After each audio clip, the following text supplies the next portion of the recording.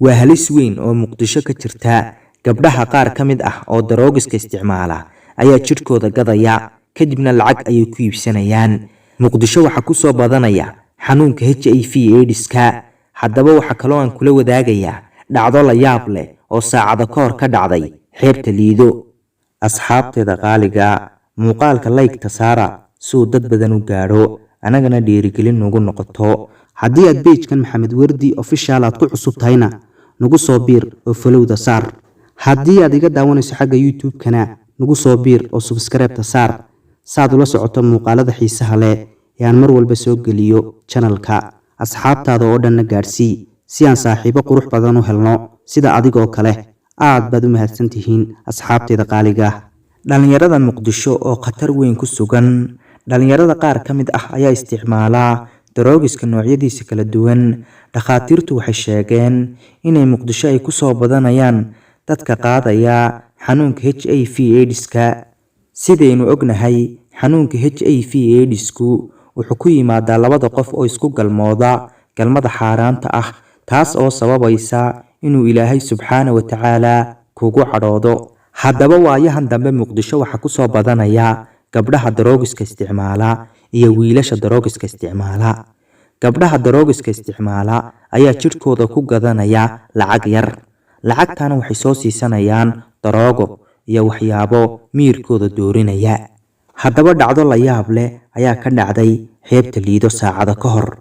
Wiil ayaa u waramay Sakariya Timcade oo ah wariye.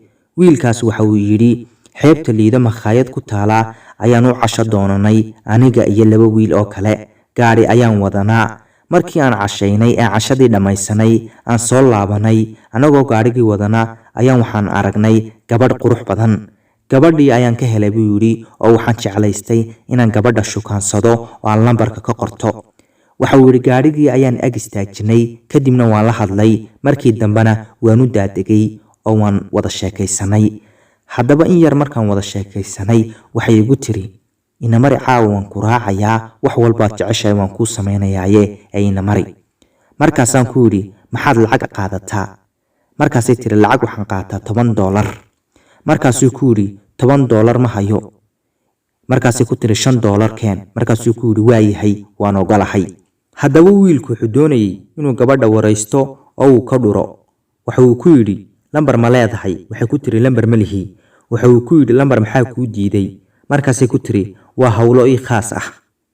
Bal ka waran, wiilka way ka qarinaysaa lambarkii.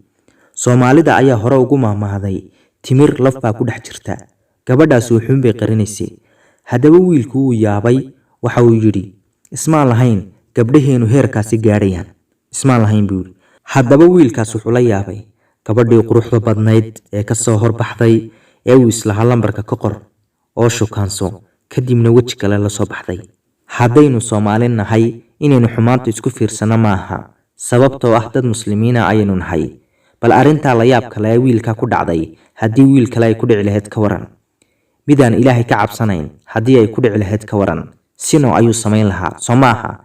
kadibna wuxuu qaadi lahaa xanuunka HIV/AIDS-ka. ila waa cadhaa leh. Haddaba wiilkan wuu la yaabay runtii arrintaas, kadibna wuxuu la wadaagay dadka muslimiinta ah. Haddaba ka digtoonow oo iska ilaali xumaanta. waayahan dambe Muqdisho waxa ku soo badanaya dhalinyarada daroogiska isticmaasha oo wiilal iyo gabdhaba leh oo falalka foosha xun ku kacaya.